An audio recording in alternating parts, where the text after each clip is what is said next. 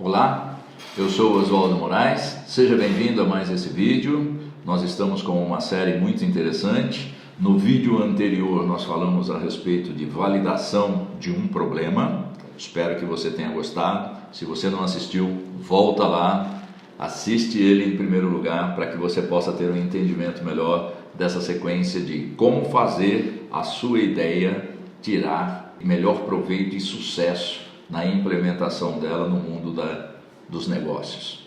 E hoje nós vamos abordar a validação de um cliente. Como é que eu faço para que eu tenha certeza de que estou lidando com o cliente certo? Que cliente é esse? Quais são as suas características? O que é que de fato ele deseja? Então, no primeiro momento, a primeira dica é: foque principalmente na pessoa e não no problema. Nesse sentido, você vai entender melhor de como a pessoa se sente. E outra, uma dica: não confunda a pessoa com a sociedade. Lembre-se de olhar muito mais para o indivíduo. Você pode ter um problema que é um problema da sociedade como um todo e não especificamente dos indivíduos. Deixa eu te dar um exemplo disso para que fique mais claro, não fique assim tão abstrato isso daí, né? Vamos supor que você tem um problema na sociedade, na região onde você mora, na região metropolitana onde você mora, onde existe uma dificuldade, por exemplo, para as pessoas fazerem a coleta de lixo. Não sabe, digamos assim, como lidar com o processo de reciclagem do lixo. A primeira coisa, o primeiro problema que a gente tem que levar em consideração é: as pessoas como um todo têm noção, têm conhecimento do que é reciclagem de lixo? Todo mundo sabe que material é reciclável e qual material não é? Pois bem, isso é problema do indivíduo em particular? Ele tem essa necessidade ou esse é um problema da sociedade? Este é um problema, em princípio, da sociedade. Eu tenho todo mundo com um grande número de pessoas sem conhecimento específico do que vem a ser uma reciclagem de lixo.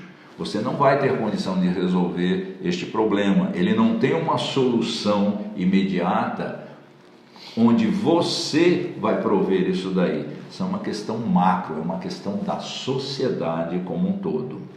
O problema que você deve querer atacar são problemas específicos das pessoas, o interesse que elas têm com relação a alguma coisa. O tratamento do reciclável não é um problema da pessoa, é um problema da sociedade.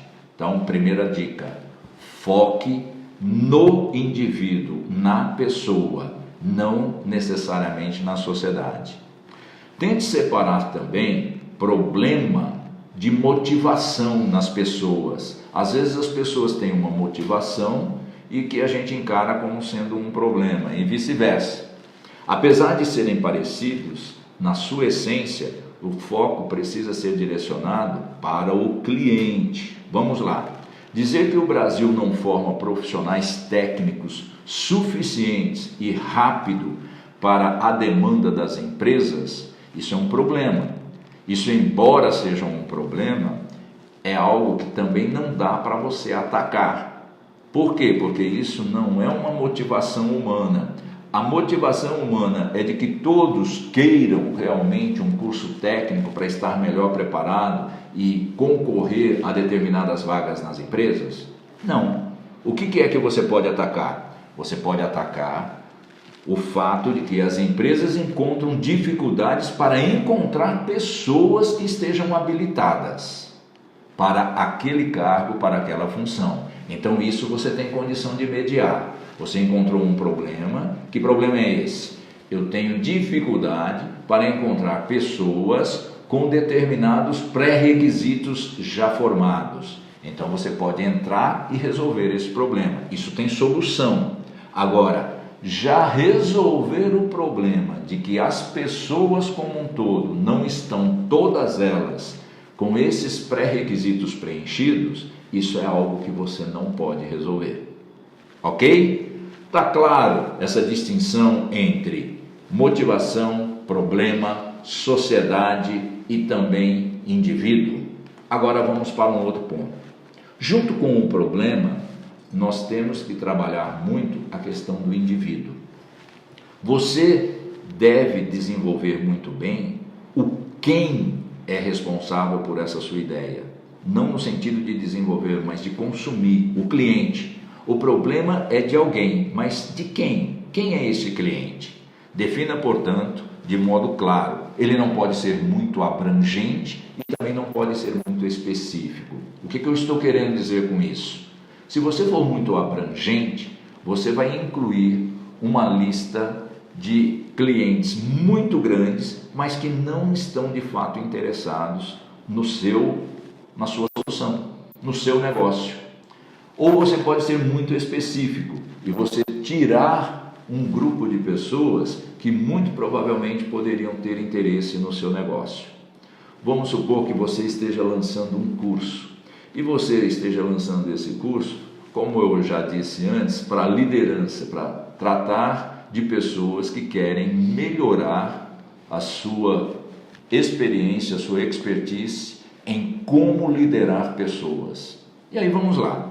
Para quem é que você vai dirigir? Obviamente para as pessoas que já são líderes. Agora, se você colocar apenas para quem já é líder, e aquelas pessoas que estão desejando ser líder?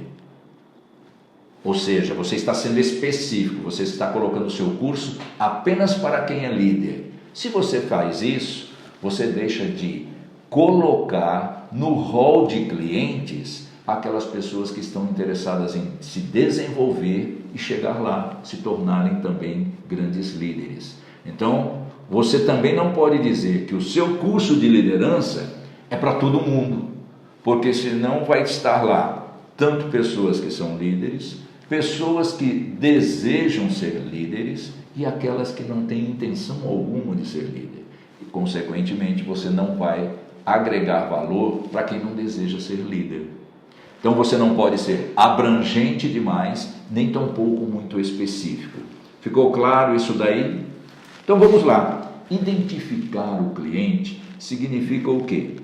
Você definir muito bem o seu público, o seu público-alvo, o que em muitos meios, principalmente nos meios de marketing digital e tudo mais, o pessoal tem uma palavrinha específica para isso, que é definir o seu avatar, né? Ou seja, quem é que efetivamente vai comprar de você, quem que efetivamente vai ser a pessoa beneficiada com aquilo que você tem para agregar valor. Pessoas em geral, né? Vamos supor que você esteja com a seguinte ideia: você está desenvolvendo um shampoo para bebês, ok? Então, não necessariamente bebês, vamos dizer assim, shampoos para nenéns, tá? E aí, dentro desse contexto, quem é o seu cliente? O seu cliente é pessoas em geral, seu cliente é mulheres, seu cliente é mulheres com filhos, seu cliente é mulheres com filho entre 0 e 3 anos, seu cliente é mulheres com um filho apenas. Percebe que existe aí uma gama enorme do que você poderia atacar? Todo mundo, mulheres com filhos, mulheres com filho entre 0 e 3 anos, mulheres com filho. Então, quem é o seu cliente? Você tem uma solução. Que solução? Shampoo para nenéns. E aí, você identificou o seu cliente? Para aí e responde. Tic-tac, tic-tac, tic-tac. Respondeu? Bom, vamos lá. Como é que a gente chega nesse consenso? Obviamente que você também tem que pesquisar, você tem que explorar, você não pode simplesmente chutar e dizer, bom, é para nenéns, então vai para todo mundo. A opção correta é a opção, digamos assim, a opção 4, né? Ou seja, toda mãe com criança entre 0 a 3 anos. Por quê?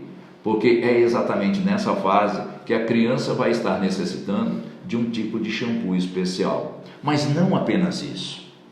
Você tem que entender que a criança é usuária. Olha, vídeo que a gente colocou lá atrás.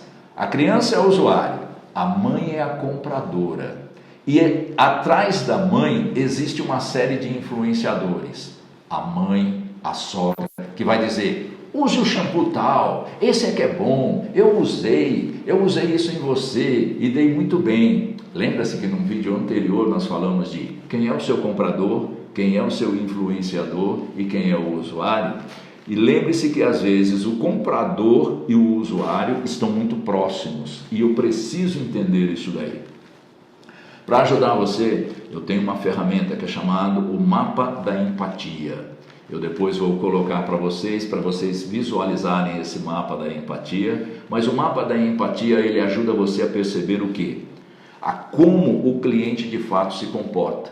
Como é que o cliente pensa, o que é que ele sente, o que ele vê, o que ele fala, o que ele faz, o que é que ele escuta, enfim, o que é que ele valoriza e o que é que ele teme, o que é que frustra ele. Então, especificamente nessa situação do shampoo para neném, né, o que é que a pessoa sente? Ela sente a necessidade de ter um shampoo que não faça mal ao seu filho, que não arda os olhos, que não irrite a pele do neném. O neném ainda é novinho, ele tem uma pele obviamente muito sensível, os olhos também. Então, por mais que uma mãe tenha cuidado, sempre corre-se o risco a água escorrer, ir até os olhos e deixar a criança com os olhos irritados. Então, o que ela pensa? Ela teme, ela tem essa frustração de repente deixar a criança com um mal-estar por muito tempo. A expectativa dela e o que ela valoriza é que o shampoo, mesmo que vá nos olhos da criança, não faça mal, que a criança se sinta bem, que não arda nos olhos da criança. O que ela vê? Ela imagina uma criança limpinha, uma criança cheirosa, ou seja, o shampoo também tem que dar aquela sensação de que a criança está bem, de que a criança está perfumada. Então, esse mapa da empatia, que depois eu inclusive vou colocar no vídeo para vocês terem uma visão mais clara, ele serve exatamente para isso, para que você entenda, para que você perceba o melhor quem é o seu cliente, como ele pensa, como ele sente, como ele escuta, o que ele vê, o que ele fala, o que ele faz, o que frustra e o que valoriza. Qual é o público-alvo do seu shampoo? Essa ferramenta é uma ferramenta maravilhosa e ela com certeza vai fazer a diferença em toda e qualquer ideia que você queira colocar no mercado. Validar o cliente significa você fazer o quê? Significa você admitir que ele tem um problema, que eles estão ativamente procurando uma solução, que já criaram uma solução provisória, e se for num ambiente corporativo, se a sua ideia é para empresas, por exemplo, esta pessoa com certeza já tem inclusive verba separada para comprar e pagar pela tua solução. Pense nisso. Você precisa simplesmente ter muito bem identificado esse seu cliente. Se esse seu cliente tem um problema e isso está muito claro para ele, ele também já tem reservado algo financeiramente falando para custear, para bancar essa solução que ele está buscando por intermédio de você ou de uma outra pessoa que esteja tendo a capacidade, mais agilidade de você, né, com relação a colocar a sua ideia no mercado. Vamos lá. Resumindo esse contexto todo, né, nós falamos de explorar a ideia, falamos de validar um problema, falamos de validar o cliente.